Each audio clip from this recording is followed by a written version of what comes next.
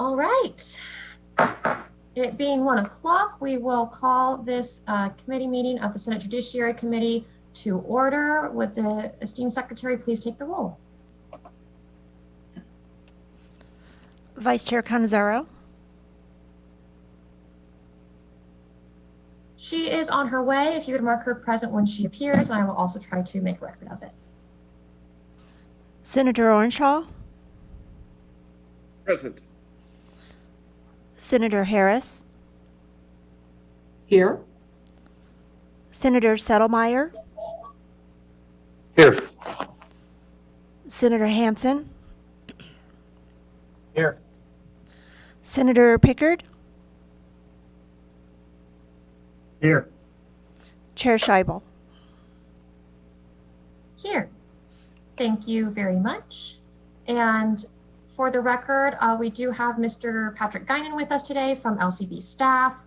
It looks like Mr. Anthony is busy drafting all of the bills that we wish to introduce. So he will be available to answer questions after the meeting if any committee members have them. Otherwise, we will have to proceed without him for now. And with that, I think we are ready to move to our first item on the agenda, which is SB 137. We have a special guest with us, Senator Sievers-Gansert, to present the bill. And if you would go ahead whenever you're ready. Thank you, Chair Scheibel. Again, Heidi Sievers-Gansert for the record. I'm here to present Senate Bill 137. I'd like to share my screen. And also we have Mindy McKay on the line from the Department of Public Safety who can also help with questions and the intricacies of the bill. So I'm going to share my screen.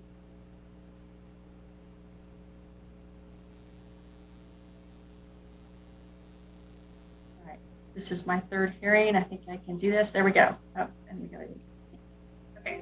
So again, I'm here today to present Senate Bill 137. The purpose of this bill is really to create a check on the system of transmission where we have courts that are supposed to send information that will be uploaded into Nevada's Central Repository for Criminal Records and also the Federal Bureau of Investigation's National Instant Criminal Background Check System. And so basically we want to make sure that that information is being transmitted and that it's accurate. And the reason I brought this bill is that there was an audit of the information that was to be transmitted per statute. So we have a number of statutes that require information to be sent. And when they did the audit, only 1/3 of Nevada's 78 courts at the time were sending records. And there was a huge backlog of about 900,000 records that had not been uploaded. So they'd been received to the Department of Public Safety, but not uploaded. Since then, the backlog has been uploaded, so they are caught up. There was staff that was added on a temporary basis and probably continued, some of them continued, that helped with the backlog, but we really never addressed whether all the courts are sending all the required information in the statutorily required amount of time. And we talk about, what is the current law, what type of information could be sent or should be sent. It's the list right here. Adjudications for mentally ill, misdemeanor convictions of domestic violence, felony convictions, and protection orders. So those pieces of information should be transmitted promptly to the Nevada's repository, and then it gets uploaded again to the FBI's database. So this bill is pretty short. So the first part basically authorizes the Central Repository to monitor agencies of criminal justice, so they can actually monitor the courts and if the information is being sent. And then they needed authority to contact them. So it's the authority to contact them and to monitor the information that's being sent. And then, which is section 1.4. And so something to be clear is this really is about making sure the information is accurate. It doesn't expand the information that's being sent for background checks. It's just making sure that what is supposed to be sent is sent, and then it's sent in a timely manner. One of the questions that's been asked of me is around what happens when there's a change, for instance, a temporary protection order. And I can let Mindy McKay answer that, but basically there are systems in place if there needs to be information that's revised, amended, or deleted. There are processes to be able to update those records, but I'll let her respond to that question more thoroughly if anybody is interested in that. And I did bring a similar bill last session, and it ended up failing in kind of the last minutes of the legislature. But I think it's just really important, since we are running background checks, that we make sure that there's accurate information. And the last piece of the bill, which I don't think I have a slide for, is if the Department of Public Safety does this monitoring, if they reach out and they do monitor, and if things aren't right, if information's not being provided in a timely manner or not all the information is provided, they will provide a report on that. So I didn't want to do an annual report that's ongoing, because we get so many reports unless we have outliers. And so in instances where the statute is not being met, then that information would be reported. Thank you.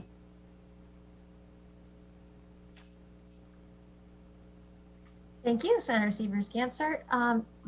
Was there anybody else here to present, or should we go ahead and move on to questions? I don't know if you want Mindy McKay to speak at all, or if you want to go on to questions. I don't know if Mindy wants to add any information. I know you're on the ladder.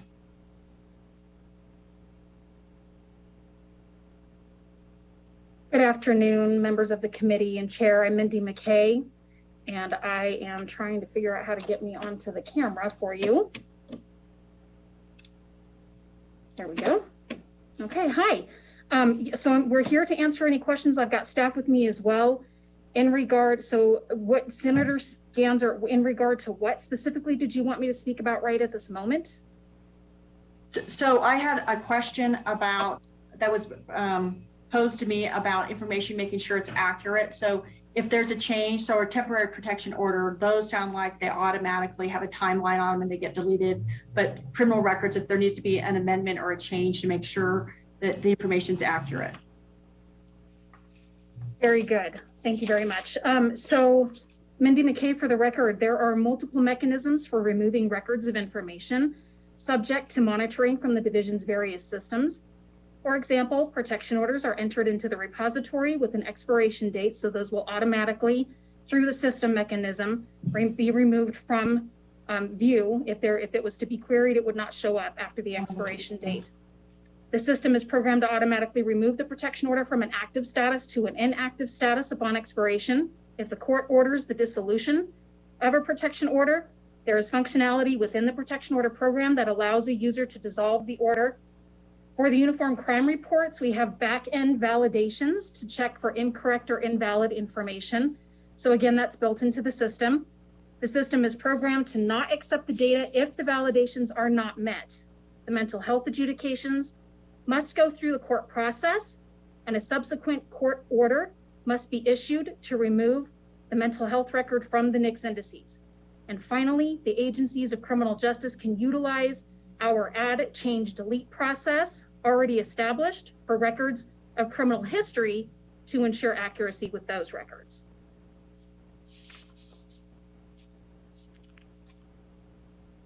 Thank you, and I appreciate your reviewing that, and we're open for questions. All right, thank you. If the secretary would please note that Vice Chair Cannizzaro is here. And I will open it up for questions. I encourage members to utilize the raise hand function. And I see that Senator Pickard has already done so. So you may ask the first question, Senator. Thank you, Chair Scheibel. And thank you, Senator Severs-Gansert, for bringing the bill. I think it's a good bill. We talked about this last session. And I think all of your co-sponsors should be duly commended for joining you. I'm kidding, of course, but I had one person actually approach me on this, and they raised a question and they thought I would have the answer, but I don't. And that is, who does the report go to? I know that it's a report that's generated, that's made available presumably on their website, but there's nothing in the bill that says where it goes. For the record, Heidi Severs-Gansert, thank you for the question. And so their Department of Public Safety is going to post it on their website. So it's around transparency. And again, we as a body and lots of different agencies receive so many reports. We wanted to make sure we had a transparent process, and we posted it, but we didn't. And we only wanted to create that process if there were outliers, if there were courts that were not providing the information in the timely manner as required by statute. Very good, thank you. As I said, I just didn't know the answer to that one. So good, thank you. Appreciate that. Thank you, Madam Chair. Absolutely. Senator Orenshaw. Thank you, Chair. And my question, I think, for Director McKay, Senator Sievers-Ganser stated that the compliance rate, in her estimation, among the courts is only about 33% or about a third. I just wondered, why do you know why compliance rate is that low? And have you seen any improvement in years? Or I just wondered if you could expound on that. Thank you.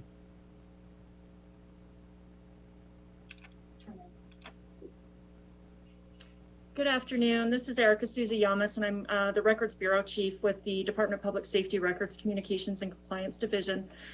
We are currently at 100% reporting rate from the courts. When we started our backlog efforts of the dispositions back in 2014, we were at approximately, I believe it was 24% reporting rate from the courts of their criminal history dispositions.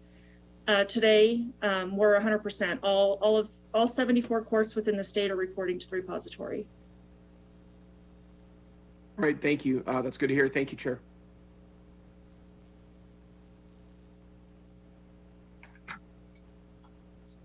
Chair Schreiber, add to that a little bit. I'm sorry, I'm not. Oh, yes, Senator Ganser. Yes, this is Heidi Sievers-Ganser for the record.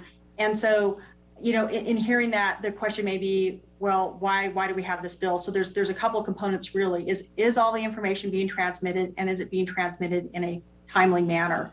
And so those are the two pieces, and we want to make sure the information is accurate that's uploaded. And so a third of the courts was just stated 24%. There was an audit.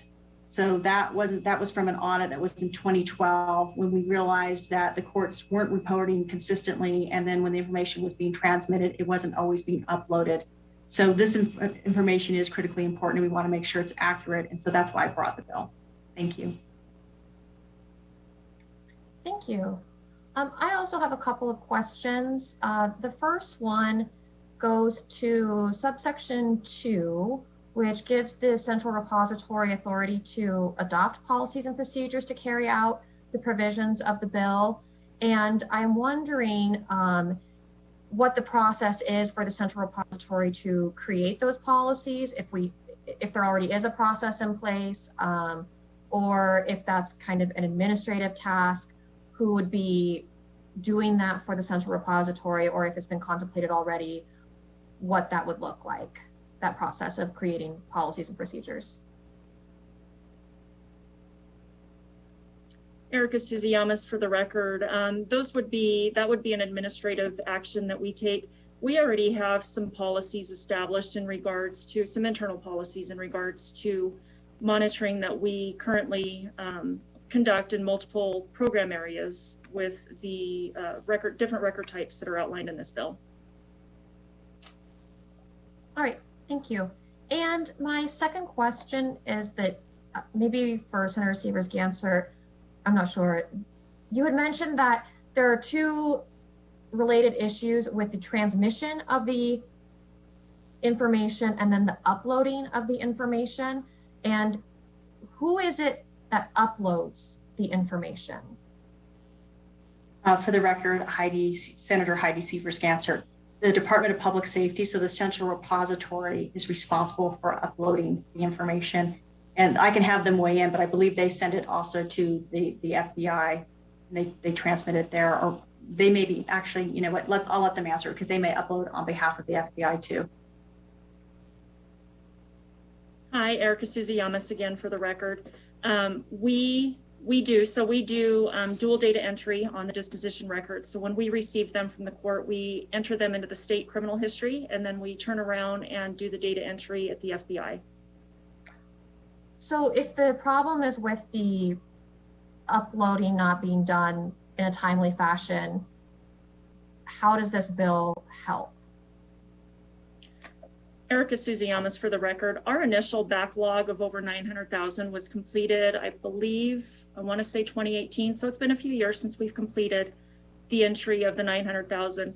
And I did want to point out that we had never previously received those disposition records from the court. So when we received them, we took on a pretty large effort to hire multiple temporary staff and permanent staff to address the backlog.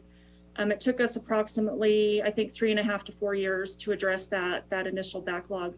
Today we're current, so with current dispositions coming in from the courts, it takes us about 3 weeks on average to get the current dispositions entered at both the state and FBI. Thank you. That is very helpful. Oh, go ahead, Senator Sievers-Ganser. Thank you, Chair Scheibel. And just to add to that, again, the two components. So part of what we want to make sure is the courts are transmitting information, but are they transmitting all the information?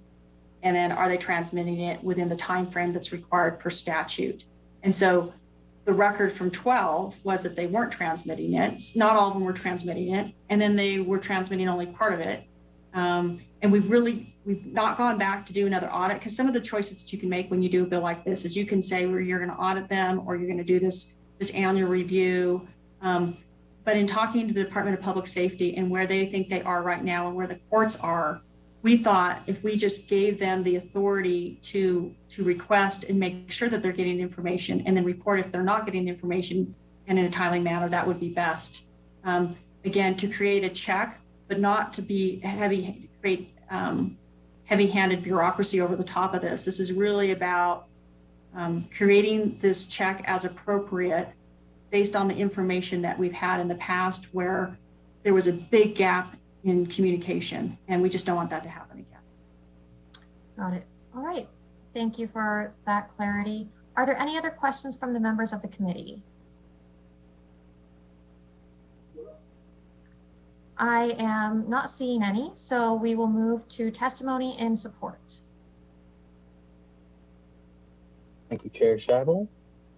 To testify in support on SB 137, please press star 9 now to take your place in the queue. Once again, to testify in support on SB 137, please press star 9 now to take your place in the queue.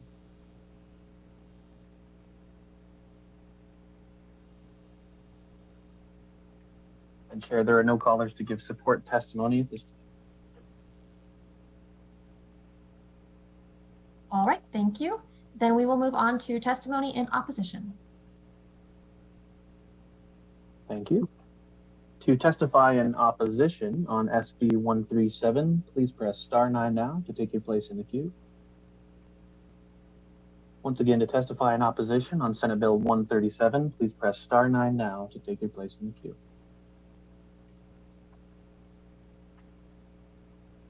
Caller with the last 3 digits, 389. Please slowly state and spell your name for the record. You will have 2 minutes to speak and maybe. Good afternoon. My name is Jennifer Noble, Jennifer Noble, and I am testifying pursuant to committee rules in opposition to the bill this afternoon. I represent the Nevada District Attorneys Association this session along with John Jones. I first want to begin by thanking Ms. McKay and Ms. Suzuyamas for talking to us about our concerns. We have determined that we would like a tieback or a reference in the bill language to NRS 179.070, which defines what a criminal history is and what it is not. We think that that tieback will assist in resolving any issues we have in the future. And we were looking forward to continuing to working with Ms. McKay, Ms. Suzuyamas, and Senator Gansert in making sure this bill is in a place where we can get to support. Thank you. Thank you, caller. And if you have recently just joined us, we are currently on opposition testimony for SB 137. If you'd like to give opposition testimony on Senate Bill 137, please press star 9 now to take your place in the queue.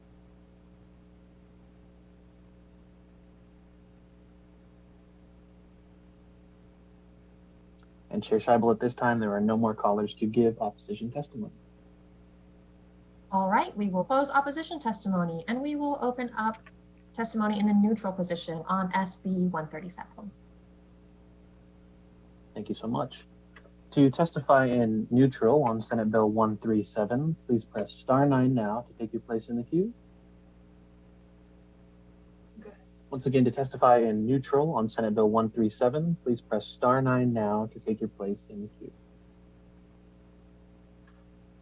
Chair Scheibel, this is Erica Suzuyamas with the Criminal History Repository, we have some testimony in neutral, if that's okay. Please go ahead. Okay, thank you.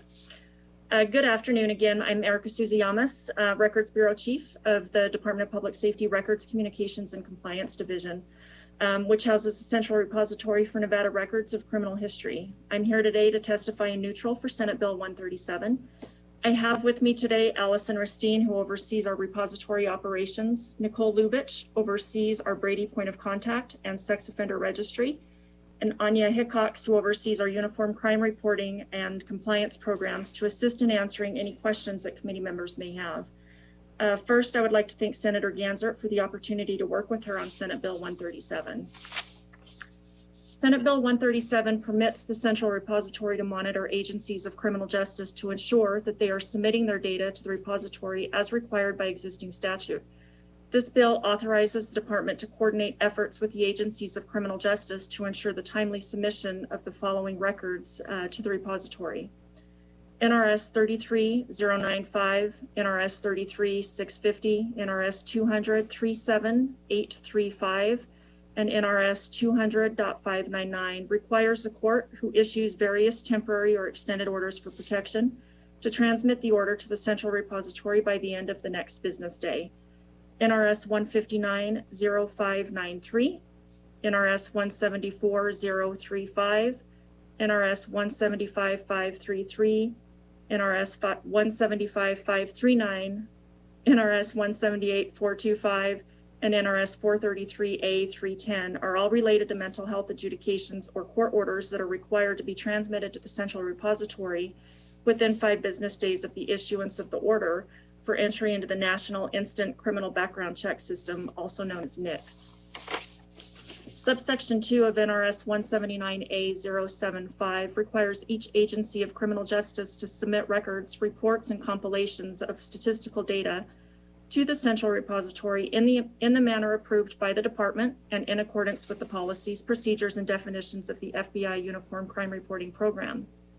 Subsection 3 of NRS 179A075 requires each agency of criminal justice to submit information relating to records of criminal history to the central repository within 60 days after the date of the disposition of a case. Subsection 4 of NRS 179A075 requires each state and local law enforcement agency to submit uniform crime reports to the central repository in the manner prescribed by the department and in accordance with the policies, procedures, and definitions of the FBI Uniform Crime Reporting Program. Furthermore, Senate Bill 137 requires an agency of criminal justice to provide information to the central repository upon request in the manner and within the time prescribed by any policies and procedures.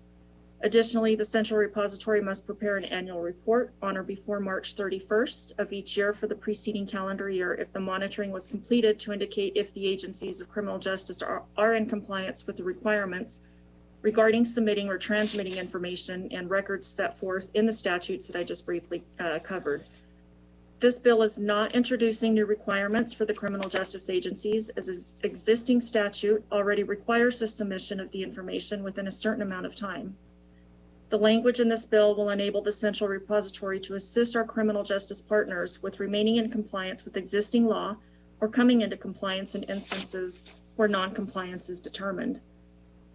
Staff within the central repository are already performing the monitoring functions in most areas and will continue to work cooperatively with our criminal justice partners, which will include cooperation when we develop the policies and procedures. The Brady Point of Contact Firearms Program tracks all of the mental health submissions that it receives pursuant to NRS's 1590593, 174-035, 175-533, 175-539, 178-425, and 433A310. Staff currently tracks when the order was signed by the issuing judge. Each month, staff in the program send out letters to each of the courts notifying them of the orders that were received. This allows for the court to determine whether or not they've submitted all of their orders to the repository. If Senate Bill 137 is enacted as introduced, we would continue to send the current notifications out to the courts, but we would also include a caveat for the orders that were not received within the statutory timeframes. The only added workload to the Brady Point of Contact Firearms Program would be the creation of the annual report, placing it on the division's public-facing website. The Criminal Records Unit currently tracks all of the court dispositions sent to the Central Repository pursuant to NRS 179A-075, subsection 3. This is manually done at this time, but it has proven effective over the past 6 to 7 years to ensure that courts continue to report the dispositions. This monitoring has resulted in a record completion rate of 24% in 2014 to just over 60% as of February 1st, 2021. Staff enters the monitoring information daily onto a spreadsheet, and the spreadsheet is then monitored quarterly, at which time staff will contact the courts who have not submitted any dispositions. This has resulted in a 100% reporting rate of the courts submitting their dispositions to the repository over time. It should be noted that while we can see that 100% of the courts within the state are reporting dispositions, we do not have the ability to monitor whether they are sending all of the dispositions to the repository. The only additional impact this bill would have on the Criminal Records Unit is the annual report and placing it on the division's public website. The Fingerprint Examiner Unit monitors the submissions of criminal arrest fingerprints pursuant to NRS 179A-075. This program area does not have a formal monitoring program like the Brady Point of Contact and criminal records units have. However, they informally monitor the criminal fingerprint queues, and if they notice a large contributor is not coming through, they investigate and assist in troubleshooting where it's needed. This is usually the result of a technical issue on either the state side or the local law enforcement side. These issues are generally resolved. Yes. I am so sorry to interrupt you, but in fairness, we do have a 2-minute rule in this committee, and testimony is limited to 2 minutes per person. We definitely appreciate you weighing in. I also noticed that we do have your testimony uploaded in Nellis already. I will advise all of the members of the committee that I expect you to read it in full and absorb it, understand what the Department of Public Safety and the Records Department, the Records Communications Compliance Division has to contribute about this bill. And we do appreciate you being here, answering questions and providing your testimony. But at this point, I'm going to ask you to wrap up the testimony.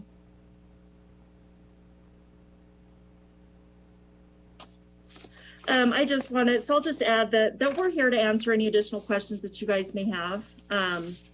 The division is able to absorb the additional tasks with the resources we already have. So we're happy to answer any questions. If any of the legislators would like an overview of any of our programs, we're always available.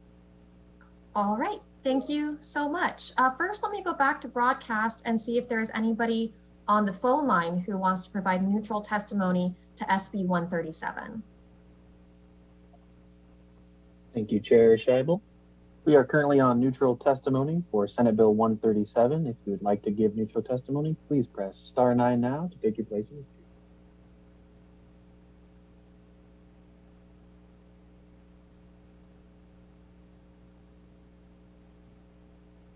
And Chair, at this time, there are no callers to give neutral testimony on SB 137.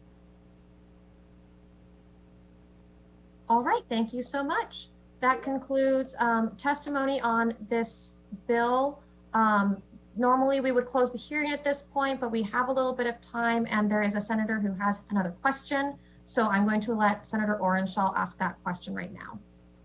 Thank you very much, Chair. And the last witness just spurred a question in my head.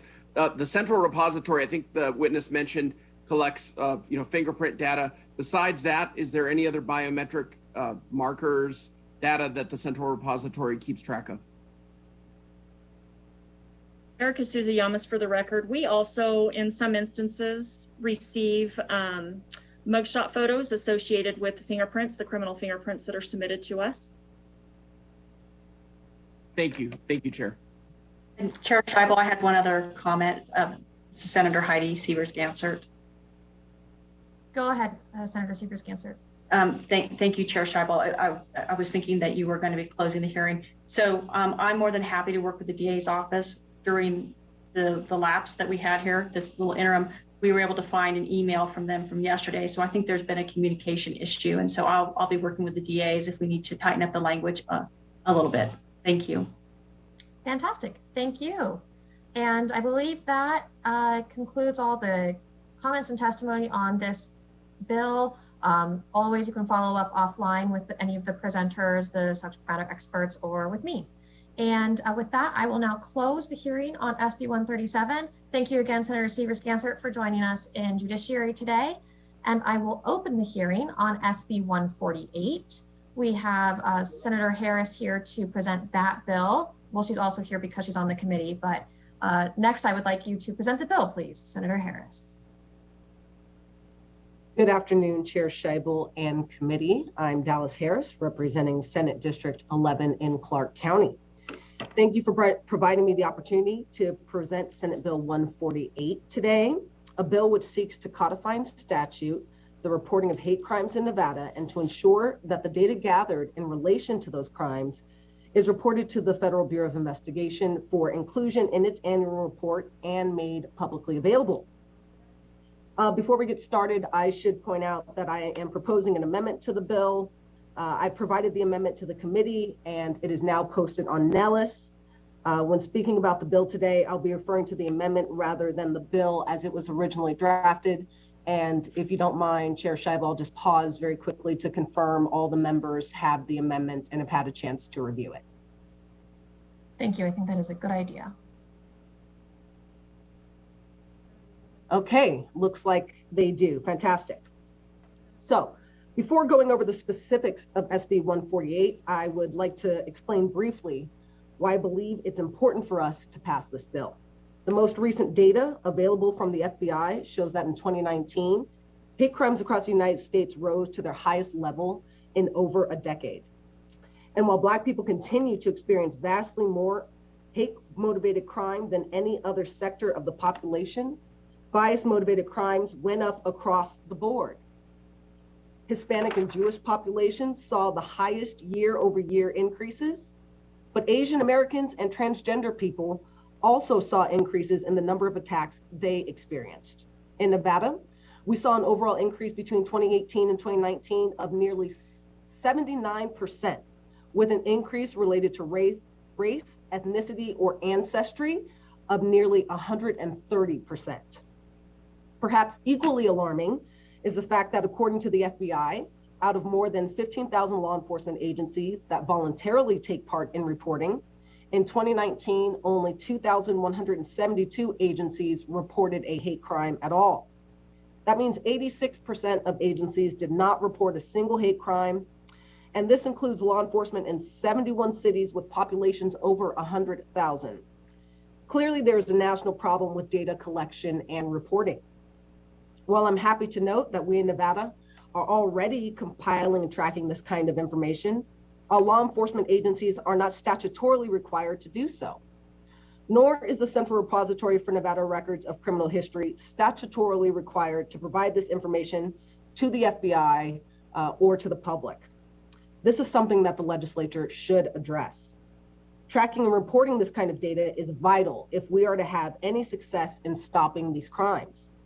Likewise, how this information is gathered and disseminated must not be subject to political interference of any kind or to the changing dispositions of agency leadership. For these reasons, Senate Bill 148, as amended, addresses data gathering and reporting in two ways. First, it ensures that Nevada law enforcement agencies report hate crimes to the Central Repository each month. The repository will, in turn, report this information to the FBI.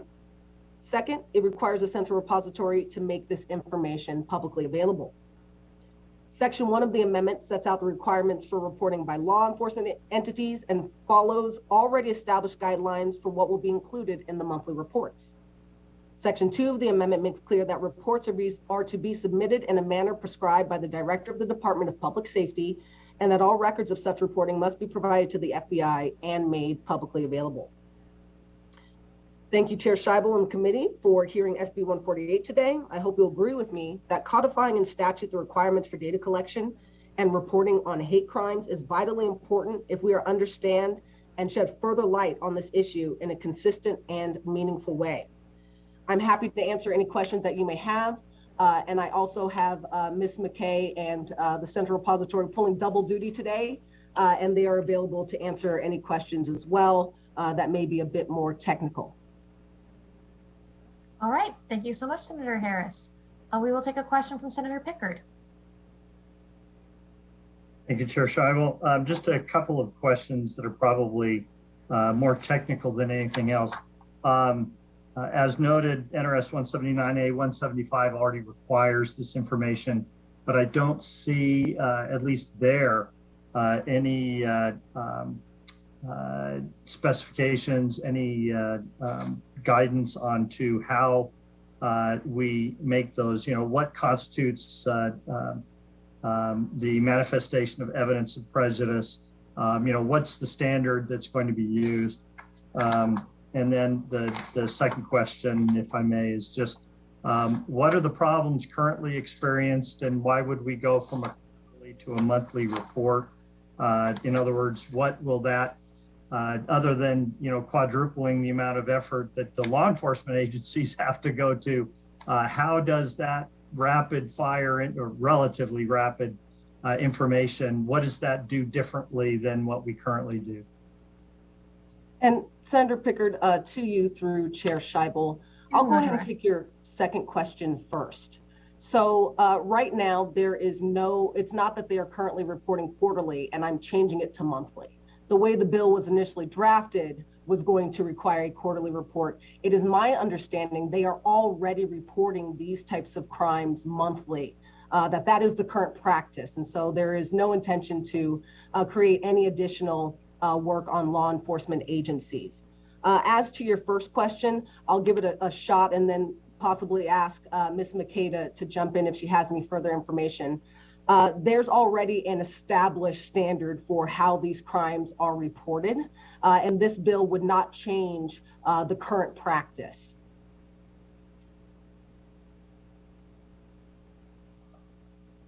Does that answer your question, Senator Pickard?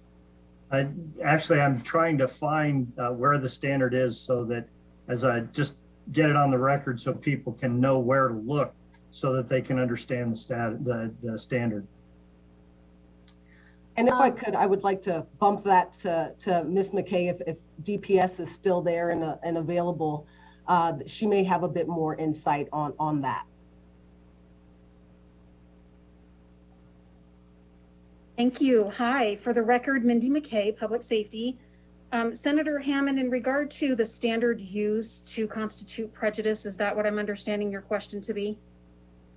Yes, where do we find the standard used to establish what constitutes evidence? I'm trying to look at the language, evidence, manifesting evidence of prejudice based on race, color, religion, etc. Mindy McKay, for the record, thank you for that question. I would have to kick that to legal to answer that question. So I don't know if LCB legal would be able to answer that, or if you'd like me to talk to my Deputy Attorney General. I will follow up with our legal department and I will have an answer for the committee before we have a work session on this if we do. Right. Thank you, Chair Scheibel.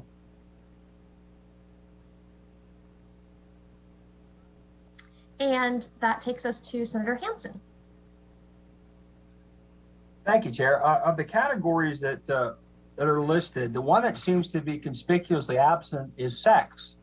For example, if a man hates a woman, and as we know, rape is considered a violent act more than any kind of a sexual act, how come we don't have sex in this as one of the categories that would be considered a hate crime?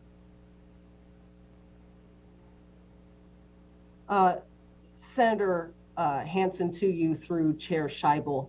That's a great question. And I'm not looking to change the kind of current standard practice around hate crime reporting here. But it's definitely something I'd be more than willing to have a conversation with you about. And I think that would have to be a separate bill. Okay, well, actually, honestly, I've got some real issues with the whole concept.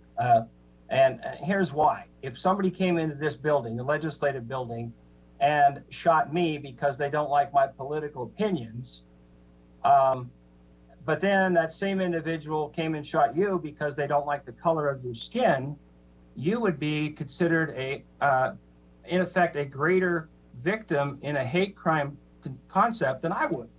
And to me, we should be punishing people for the acts.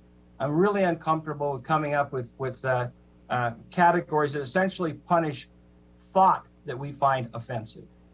So if I'm a victim and you're a victim of the same basic thing, being shot for whatever reason, I don't see why you should be considered an enhanced victim category than I would.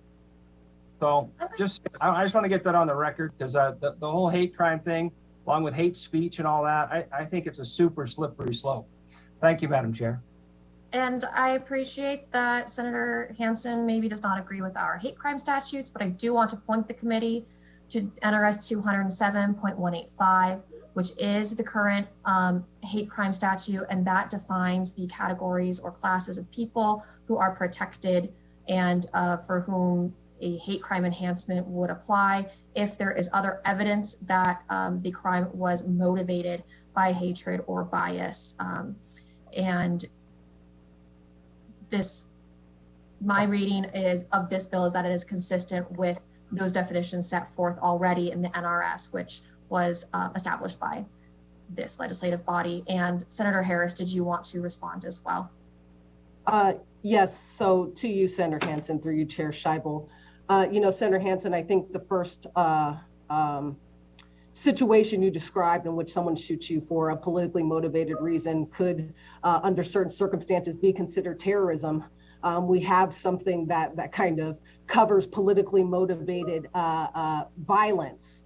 And we're good friends, but I would just have to disagree that when someone shoots you simply because of an immutable characteristic, that is something that in law we actually need to discourage as strongly as we can.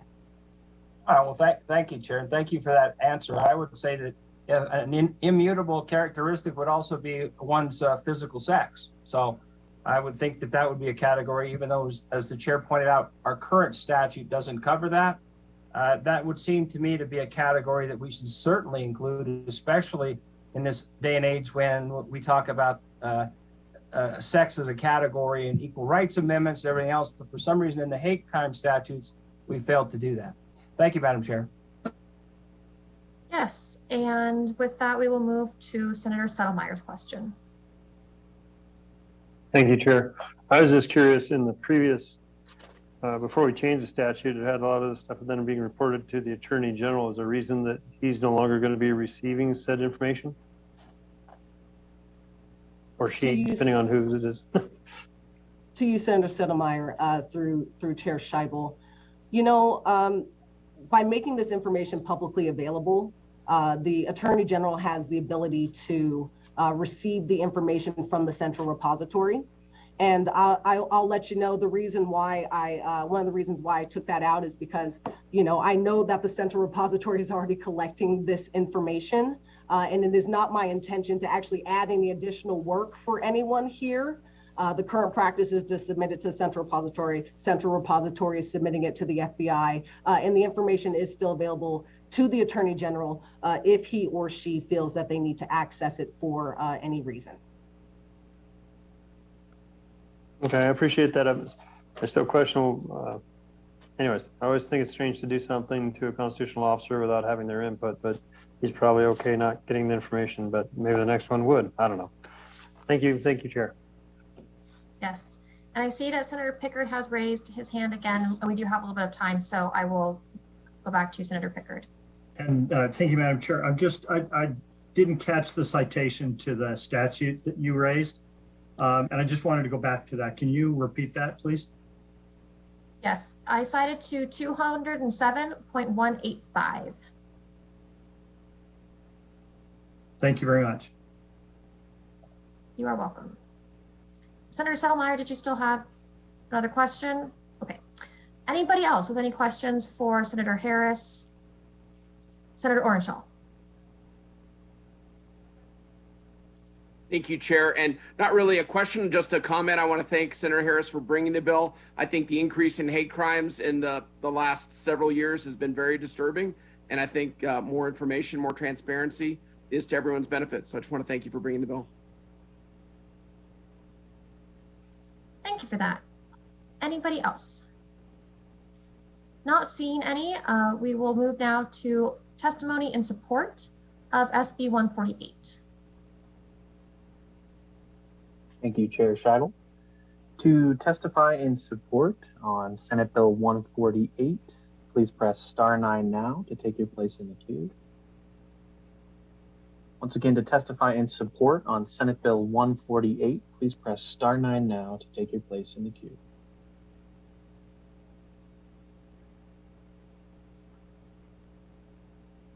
Caller with the last three digits 069, please slowly state and spell your name for the record. You will have 2 minutes to speak and may begin now. Hello, this is Andre Wade, ANDREWADE. I am here as State Director representing Silver State Equality in full support of SB 148. And I just want to clarify about the sex being missing in the category. I would say that gender identity would satisfy sex not being mentioned, as females and males, their gender identity is under there. So if there is a concern about sex being removed, you might want to consider just using gender identity. But nonetheless, in full support for SB 148, because to the previous speaker, the increase in hate crimes is concerning, and we need to have better data to be able to address that issue. Thank you all very much. Thank you, caller. Caller with the last three digits 656, please slowly state and spell your name for the record. You will have 2 minutes to speak and may begin. Once again, caller with the last three digits 656, please press *6 now to unmute yourself, then slowly state and spell your name for the record. You will have 2 minutes and may begin. Hi, Will Pregman, WILLP like Peter, REGMAN, representing Battleborn Progress.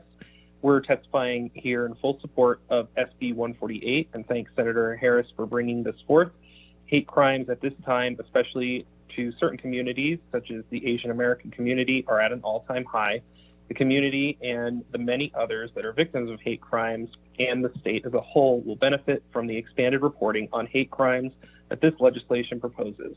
Now more than ever, we need to have data available to truly understand how marginalized communities are being affected by hate crimes.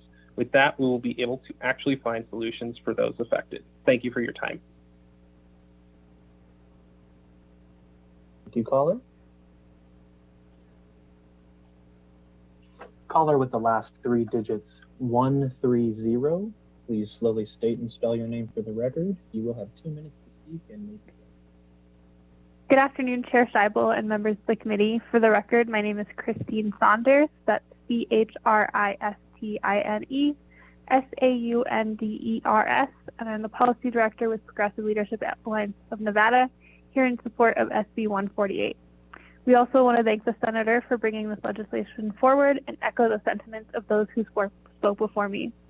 At a time where we are seeing a rise in hate crimes, particularly against Asian Americans, it is imperative that Nevada have accurate reporting, and we urge that you support this bill. Thank you. Thank you, caller. And with that, Chair Scheibel, there are no more callers at this time. All right, thank you. We will move to testimony in opposition to SB 148. Thank you, Chair. To testify in opposition on SB 148, please press *9 now to take your place in the queue.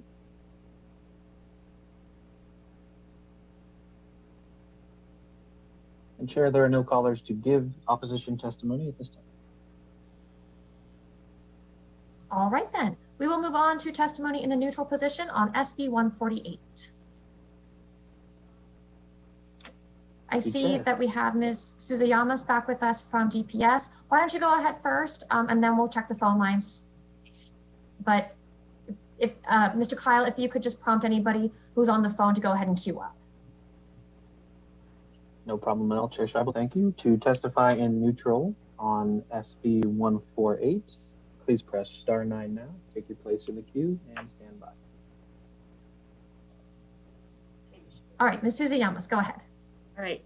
Good afternoon again. For the record, I'm Erica Suzy-Yamas, Records Bureau Chief with the Department of Public Safety, Records, Communications, and Compliance Division, here to testify neutral on Senate Bill 148. And I promise this one will be much shorter than the last one.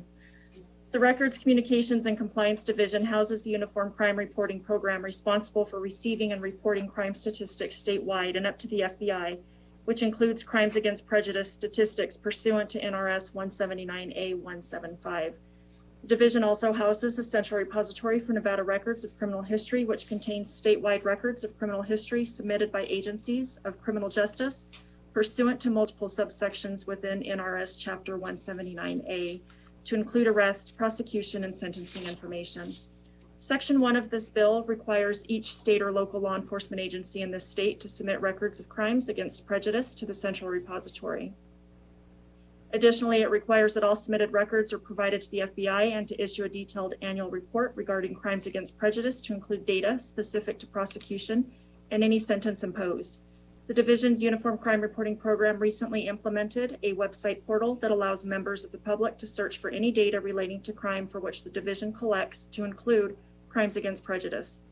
The division already forwards this information to the FBI in accordance with 28 U.S.C. subsection 534 and is accessible by the public through the FBI's public website. This bill will also require the Central Repository to publish a separate report containing the crimes against prejudice data regarding prosecution and any sentence imposed it maintains in the criminal history record system. The division is able to meet these requirements with minimal impact utilizing existing resources. We appreciate Senator Harris affording us this cooperative opportunity and are happy to continue to assist wherever we can. Thank you for your time, and we're happy to answer any questions. Thank you so much. Mr. Kyle, is there anybody wishing to give wishing to give testimony in neutral on the phone line? Thank you, Chair.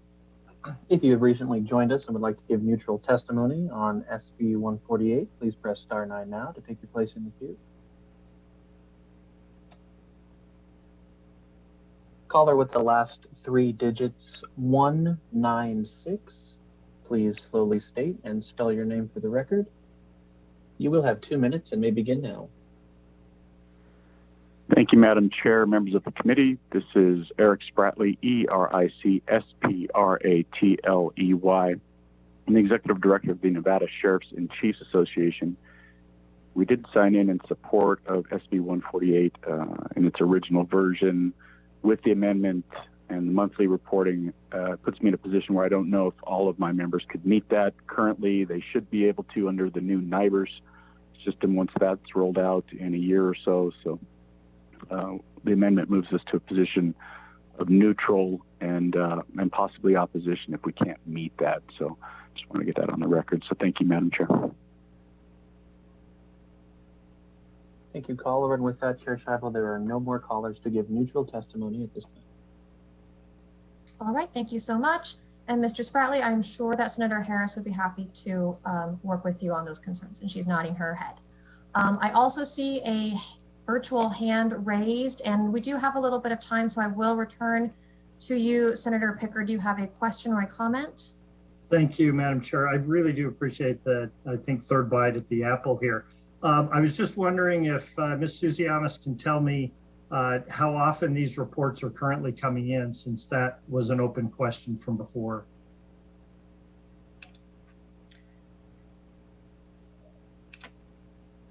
Erica Suzy-Yamas for the record. We're currently receiving these reports monthly from the criminal justice agencies. All right, thank you very much. Thank you both. All right, if there are no other questions or comments on this bill, I will close the hearing on SB 148. Chair Scheibel? Nope, I'm closing. Yes, Senator Harris. Do you mind if I want to quickly just thank the entire Department of Public Safety for their assistance and cooperation on not only this bill, but a few of the others I'm working on, and their help has been invaluable. So I really appreciate it. All right, and with that, I will now close the hearing on SB 148. That moves us to the last item on our agenda, which is public comment. Is there anybody wishing to give public comment? Thank you, Chair. To provide public comment this afternoon, please press *9 now to take your place in the queue. Once again, if you'd like to provide public comment this afternoon, please press *9 now to take your place in the queue.